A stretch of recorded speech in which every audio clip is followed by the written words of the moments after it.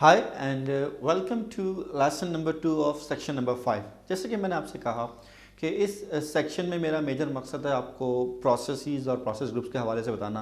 तो इस लेसन में मैं आपको प्रोसेस ग्रुप्स के हवाले से बताऊंगा। जनरली हमारे पास जो है जब से पीएमआई ने अपनी पीएम बॉक को इंट्रोड्यूस कराया है, इनफैक्ट 1996 से जो अपनी पीएम बॉक को इंट्रोड्यूस कराया है, तो उसमें हमारे पास 5 प्रोसेस ग्रुप्स हैं: initiation, planning, execution, monitoring, controlling and closing. और मैंने आपको क्लियरली बताया कि ये जो पांचों प्रोसेस ग्रुप्स हैं बेसिकली ये प्रोजेक्ट की लाइफ साइकिल के फेजेस नहीं है, ये प्रोजेक्ट की लाइफ साइकिल को रन करने में हेल्प करते हैं। अगर मैं इन प्रोसेस ग्रुप्स के हवाले से एक एक या दो दो कमेंट करूं तो मैं कहूँगा जी, इनिशिएशन प्रोसेस ग्रुप में हम डिसीजन ले रहे होते हैं, चाहे प्रोजेक्ट का डिसीजन लें या हम किसी फेज का डिसीजन लें। फिर जो हमारे पास प्लानिंग प्रोसेस ग्रुप है उसमें बेसिकली हम अपनी बेस लाइन को डेवलप कर रहे होते हैं in terms of time, cost, scope, quality, risk, जो भी हमने जो है उसमें डिफाइन किया।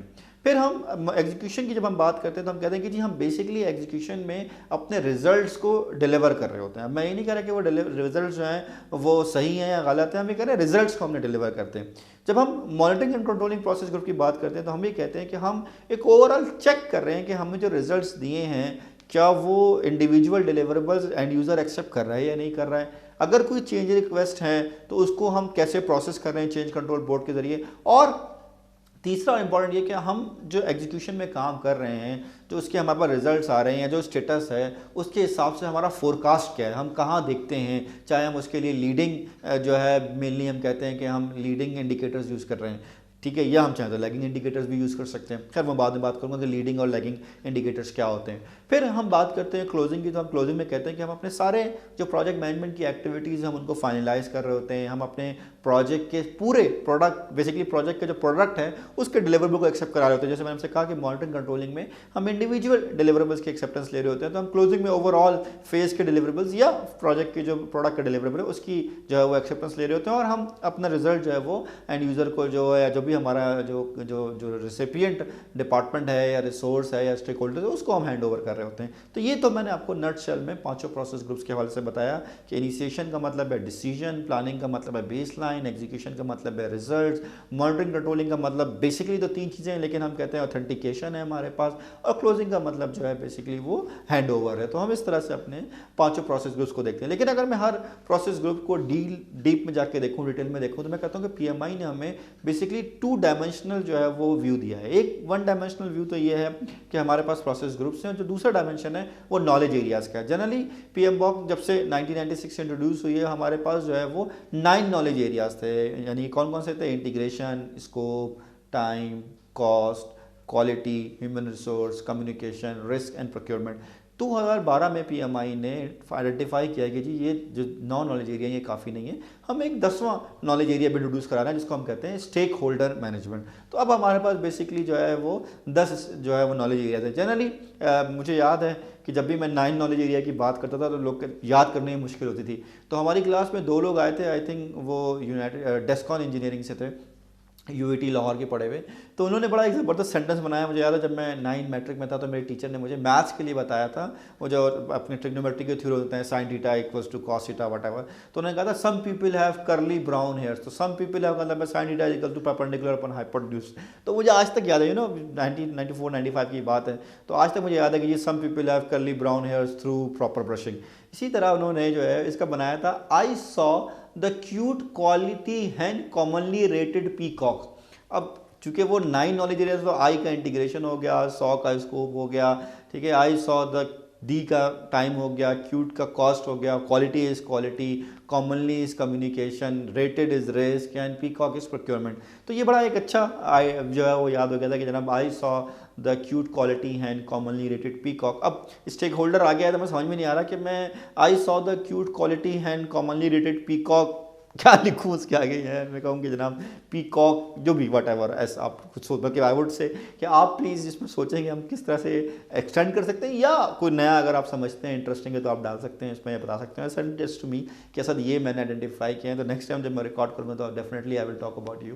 तो हम ये कहते हैं कि जो हमारे पास 10 नॉलेज एरियाज़ हैं, इन 10 नॉलेज एरियाज़ की कुछ प्रोसेसेस हैं। टोटल जो पीएमआई ने हमें पीएम वॉक में प्रोसेसेस दिए हैं, वो टोटल प्रोसेसेस दिए हैं 47 प्रोसेसेस। अब ये जो 47 प्रोसेसेस हैं, बेसिकली ये 10 नॉलेज एरियाज़ के हैं। जैसे इंटीग्रेशन के 6 हमारे पास प्रोसेसेस हैं, स्कोप में हमारे पास जो है वो अब पीएमआई ने जब चेंज किया तो 6 प्रोसेसेस हो गए हैं। फिर हमारे पास टाइम में हमारे पास 7 प्रोसेसेस हैं, कॉस्ट में हमारे पास 4 प्रोसेसेस हैं, क्वालिटी में हमारे पास 3 प्रोसेसेस हैं, ठीक है। इसी तरह हमारे पास जो है ह्यूमन रिसोर्स में 4 प्रोसेसेस हैं, कम्युनिकेशन में हमारे पास 3 प्रोसेसेस हैं, फिर हमारे पास प्रोक्योरमेंट है तो उसमें हमारे पास 4 प्रोसेसेस हैं, रिस्क है तो उसमें 6 प्रोसेसेस हैं, स्टेक होल्डर है तो अगेन उसमें 4 प्रोसेसेस हैं। तो ये टोटल 47 प्रोसेसेस हैं जो हर नॉलेज एरिया के हैं। इन जो 47 प्रोसेसेस हैं, बेसिकली इसको डिवाइड किया है अमंग 5 प्रोसेस ग्रुप्स का। तो जो इनिशिएशन का प्रोसेस ग्रुप है, चाहे हम उसको प्रोजेक्ट के लिए यूज़ करें या हम बेसिकली उसको फेस के लिए यूज़ करें, तो हम कहते हैं इनिशिएशन के प्रोसेस ग्रुप में हमारे पास 2 प्रोसेसेस हैं। कौन कौन से प्रोसेसेस हैं? डेवलप, प्रोजेक्ट चार्टर और आइडेंटिफाई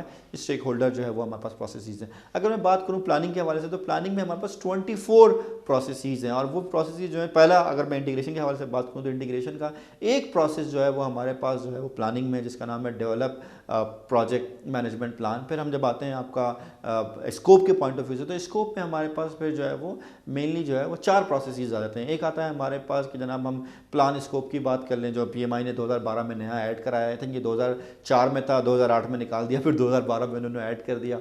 इसी तरह हमारे पास जो है अगर हम बात करें टाइम की, तो टाइम में हमारे पास इस वक्त 6 प्रोसेसेस हैं। अगेन इसमें उन्होंने जो है हमें एक नया प्रोसेस ऐड किया, वो है प्लान स्केड्यूल के हवाले से।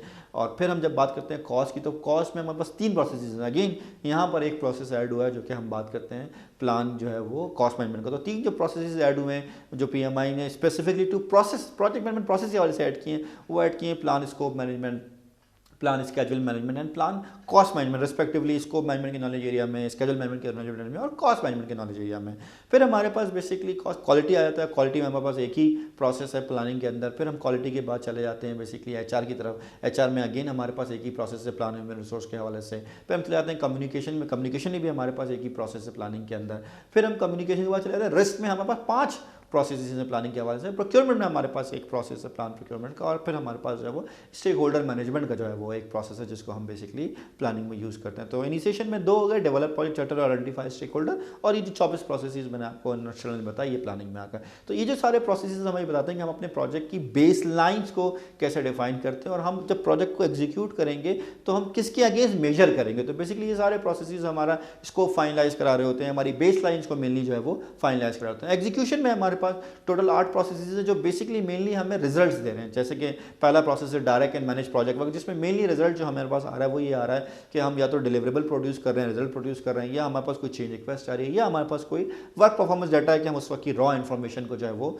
चेक कर रहे हैं। दूसरा एग्जीक्यूशन में मेनली प्रोक्योरमेंट के हवाले से हम देखते हैं कि हमने जो प्रोक्योरमेंट की है, जब भी हम प्रोक्योरमेंट की बात करते हैं, जो कि मैं आगे बात भी करूंगा, कि हमारा मकसद ये होता है कि प्रोक्योरमेंट में हम किसी न किसी को हायर कर रहे हैं, हम किसी की सर्विसेज ले रहे हैं। जैसे कि मैंने जो है वो जाफर की सर्विसेज ली हुई है कि भाई आप जो है हमारे लिए पूरी ये रिकॉर्डिंग करेंगे। तो जब भी प्रोक्योरमेंट करते हैं तो हमेशा प्रोक्योरमेंट में बायर साइड से होते हैं। तो जाहिर सी बात है जो हमारे पास आउटपुट आ रहा है वो सेलेक्टेड सेलर आ रहा है। जनरली हम जब बात करते हैं तो हम कहते हैं एग्जीक्यूशन में हमें 4 आउटपुट मिलते हैं। कौन कौन से आउटपुट मिलते हैं? डिलीवरेबल का आउटपुट मिलता है, सेलेक्टेड सेलर का आउटपुट मिलता है, चेंज रिक्वेस्ट का आउटपुट मिलता है, या हमारे पास वर्क परफॉर्मेंस डाटा का आउटपुट मिलता है। इसी तरह जब हम आते हैं मॉनिटरिंग कंट्रोलिंग में, तो मेनली मॉनिटरिंग कंट्रोलिंग का जो आउटपुट है वो है एक्सेप्टेड डिलीवरेबल, कि भाई हमने जो काम किया है वो ठीक हुआ है या नहीं हुआ है, और अगर ठीक हुआ है तो बेसिकली हमारे एंड यूजर ने उसको एक्सेप्ट कर लिया या नहीं कर लिया। क्योंकि मेरे लिए सक्सेस गारंटी क्या है? मेरे लिए सक्सेस गारंटी है कि मेरे एंड यूजर ने उसको एक्सेप्ट कर लिया।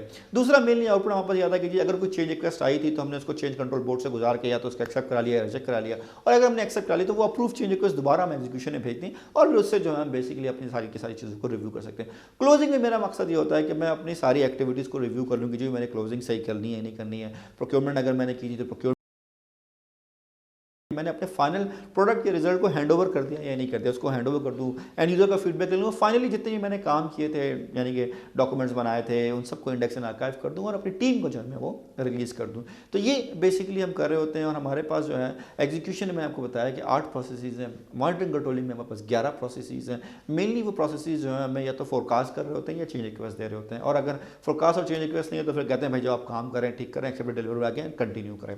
क्लोजिंग में जाहिर सी बात है हमारे पास जो हमारा एंड रिजल्ट जो है वो हैंड ओवर हो जाता है, या हम ट्रांजिशन की जो है वो बात कर रहे होते हैं। तो I hope you understand the overall scenario of initiation, planning, execution, monitoring, controlling and closing. Although हम जो सेक्शन नंबर 6 है वहाँ से फिर हम अपने एक एक जो है वो पूरे प्रोसेसेस को देखते हुए जाएंगे। और मैंने ये कोर्स स्पेसिफिकली इस तरह से डिज़ाइन किया है कि आपको मैं चैप्टर बाय चैप्टर नहीं पढ़ाऊंगा। मैं यहाँ तक जो है तो हम चैप्टर नंबर 3 तक आए हैं, इस सेक्शन नंबर 5 तक, लेकिन उसके बाद से हम चैप्टर बाय चैप्टर नहीं पढ़ेंगे। हम बेसिकली पढ़ेंगे initiation, planning, execution, monitoring, controlling और क्लोजिंग के हवाले से जो है हम उसको देख रहे होंगे। और फिर मैंने उसमें जिस तरह से रियल लाइफ में प्रोजेक्ट होता है या जो उसके केसेस होते हैं या एक्टिविटीज़ होती है उसको मैंने यहाँ डिफाइन किया। और ये मैं समझता हूँ कि हमारे इस कोर्स का जो है वो डिफरेंस भी है। तो नेक्स्ट जो मेरी वो लास्ट वीडियो है जिसमें मैं आपको बेसिकली सिंगल प्रोसेस के हवाले से बताऊंगा, और फिर हम सेक्शन नंबर 6 से इनिशिएशन और फिर फर्दर उसके काम को जो है वो डिस्कस करना शुरू कर देंगे। So watch my next video of section number 5 in which I will discuss basically about the process, and then फिर हम बात करेंगे प्रोसेस ग्रुप्स के हवाले से। Thank you.